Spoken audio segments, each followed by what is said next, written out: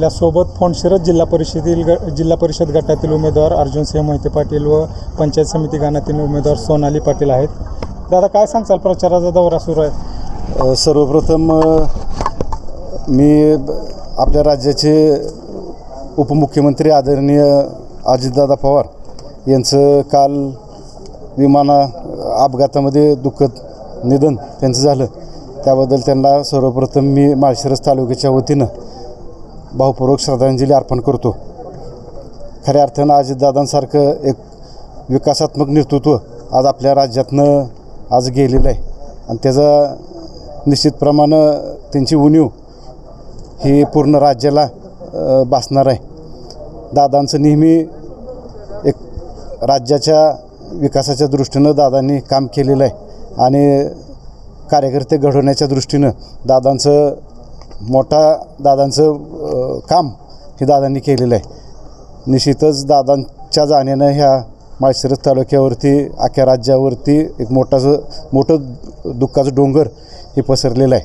त्याबद्दल मी माळशिरस तालुक्याच्या वतीनं आदरणीय दादांना आणि त्यांच्याबरोबर विमानामध्ये असलेले त्यांचे सर्व सहकारी त्यांना भावपूर्वक श्रद्धांजली अर्पण करतो.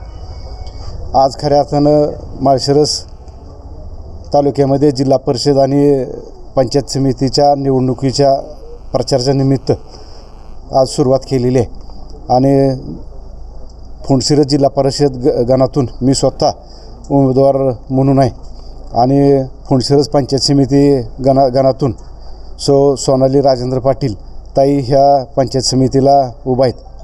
खरं तर आपण बघितलं तर आज जवळपास 4 ते 5 वर्षानं आज या जिल्हा परिषद आणि पंचायत समितीच्या निवडणुका आज लागलेल्या आहेत.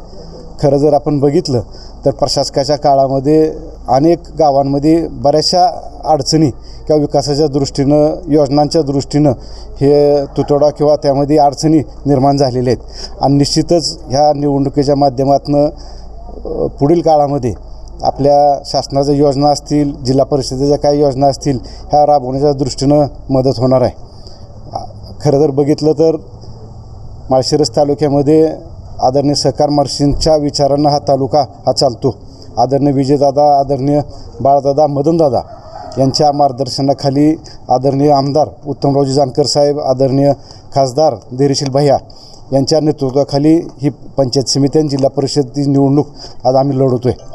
आज महाविकास आघाडीच्या माध्यमातून आणि मित्र पक्षाच्या माध्यमातून शरदचंद्रजी पवार या पक्षातून तुतारी चिन्हावरती आम्ही दोघंही या ठिकाणी उमेदवारी लढवतो आहे. खरं तर माळशिरस तालुक्यामध्ये जर आपण बघितलं तर नेहमी माळशिरस तालुक्यामध्ये एक विकासाचं राजकारण हे केलं जातं. राजकारण फक्त 20% आणि 80% समाजकारण ह्याच धर्तीवरती हा तालुका आज उभा राहिलेला आहे.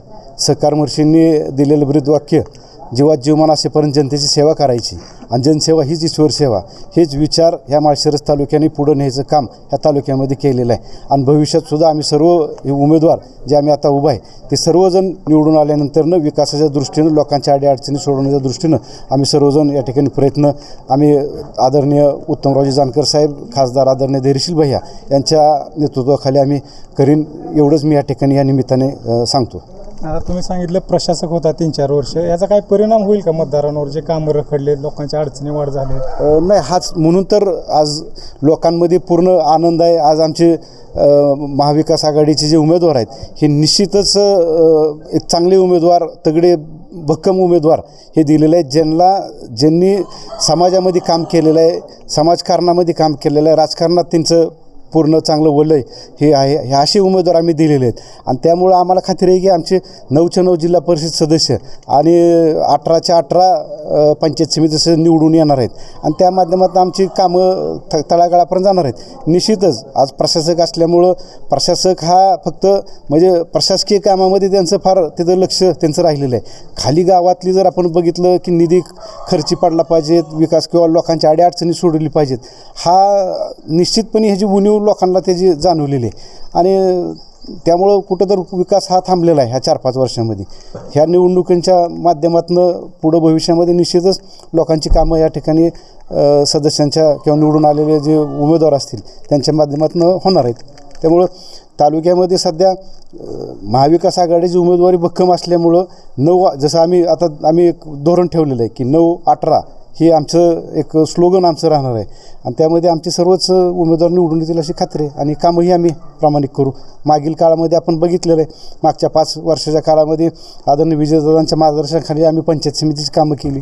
अनेक योजना ज्या माहिती नव्हत्या तालुक्यामध्ये किंवा कुठल्या पंचायत समितीला जिल्हा परिषदेला माहिती नव्हत्या, अशा योजना आम्ही प्रभावपणे तालुक्यामध्ये आम्ही राबवलेल्या आहेत. मग त्यामध्ये बचत गटांना कर्ज वाटपाचा असेल, संघटित बांधकाम मजुरांचा असेल, जलयुक्त शिवाराच्या माध्यमातून वडा खोलीकरण असेल, बांधाऱ्यांची कामं असतील, ही बरीच अशी विकास कामं आम्ही मोठ्या प्रमाणात आम्ही केलेली आहेत. आणि आम्हाला विश्वास आहे की जनता ही नेहमी माळशिरस तालुक्यातली स्वाभिमानी राहिलेली जनता आहे आणि ही अशा कुठल्याही भूलथापांच्या बळी पडणार नाही. आज जर आपण परिस्थिती तालुक्याची बघितली तर हा तालुका एक वेगळ्या दिशेने जातो आहे. आज एवढ्या मोठ्या प्रमाणे भ्रष्टाचार होते, एवढ्या मोठ्या प्रमाणे दमदाटी कार्यकर्त्यांवरती किंवा अधिकाऱ्यांवरती केली जाते आणि त्याच्यामुळं आम्हाला खात्री आहे की आम्ही निश्चितपणे आमचे सर्वचे सर्व उमेदवार निवडून येणार आहेत. परंतु आपल्या विरोधात सत्तेतील पक्ष आहे, तर त्याचा कितपत परिणाम होईल सत्तेतील पक्ष आणि आपण सत्तेत नसताना? आता जर मी जसं म्हटलं की आम्ही योजना तालुक्यामध्ये पंचायत समितीच्या माध्यमातून राबवलेले आहेत. जर आपण मागचा पंचायत समितीचा काळ जर आपण बघितला तर त्यावेळेससुद्धा आम्ही सत्तेत नव्हतो. म्हणजे ज्यावेळेस वैष्णवीदेवी सभापती होत्या किंवा शोभाताई साठी सभापती झाल्या त्यावेळेससुद्धा आम्ही सत्तेच्या बाहेरच होतो. पण आदरणीय विजयदादांचं वलय एवढं आहे, दादांनी त्या काळामध्ये ज्यावेळेस जसं मी सांगितलं की 80% समाजकारण आणि 20% राजकारण, दादांनी त्या विचारांनी काम केलेलं आहे. दादा ज्यावेळेस सत्तेत होते, मंत्री होते, उपमुख्यमंत्री होते, त्यावेळेस दादांनी कधी पक्षपात दादांनी बघितला नाही.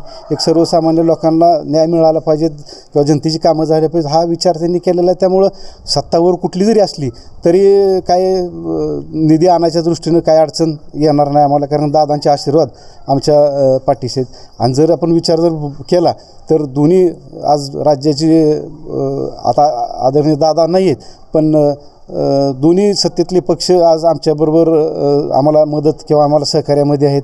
निश्चित आम्हाला काय वाटत नाही की अडचण त्या ठिकाणी निधीसाठी येईल म्हणून. दादा